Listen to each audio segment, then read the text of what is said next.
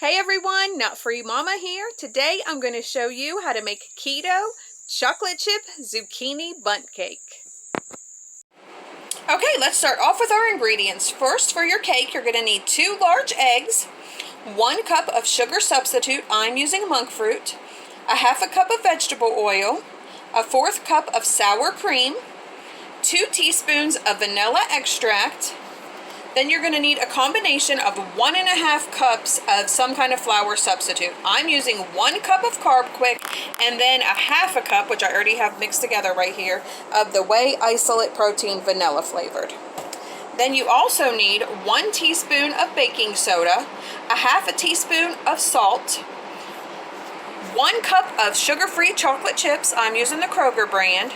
And then you need 1.5 cups of shredded zucchini, and you want to measure that out and then get as much moisture as you can out. So I put mine into a tea towel, and you just really wring it out as best you can. You just want to really try to get out as much of the moisture as possible.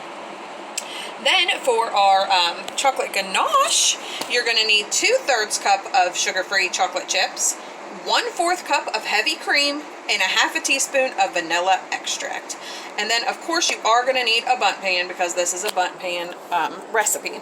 So I got my bundt pan here. I'm going to preheat my oven to 350 and generously spray all these nooks and crannies of my bundt pan with cooking spray. Alright, in a large bowl we are going to mix the eggs, sugar substitute, oil, sour cream, and vanilla with a whisk until it is smooth. Alright, that looks good to me. So next we are going to add in our flour substitute, our baking soda, and our salt, and just also mix that to combine. Alright, at this point you want to use a spatula because your mixture is going to be really thick. So next we are going to go ahead and mix in our zucchini. Okay, now it is time to fold in our chocolate chips. Alright, our cake mix is ready to be poured evenly into our bundt pan. Alright, my cake mix is poured into my bundt pan, and I just kind of gave it a couple taps on the counter just to make sure any air bubbles in there are released. So now it is time to bake it in our preheated oven for 38 to 42 minutes. Alright, my cake is out of the oven, and so I'm going to just let it cool in the pan for 15 minutes. And I did take a butter knife and just go along the edges here just to make sure nothing is sticking. And then we will invert it either to a cooling rack or to your serving platter. Alright, my cake has cooled, so now I'm going to get to work on the chocolate ganache. So in this little bowl that is microwavable safe, I've got my sugar-free chocolate chips and my heavy cream. I'm going to put that in the microwave for about 1 minute. Alright, I removed my chocolate ganache at 50 seconds because it was starting to get too done. I didn't want my chocolate to seize. So then I just stirred with this spoon. You just want to stir until it's all combined.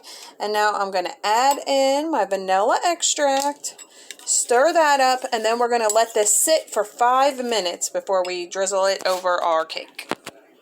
Alright, all my ganache is added, and I kind of just drizzled it on, but it's kind of thick, so then I just ran my spoon all around and made sure I covered every little square inch, and you should have plenty to do this. So we are going to cut into this and see what Taste Tester thinks.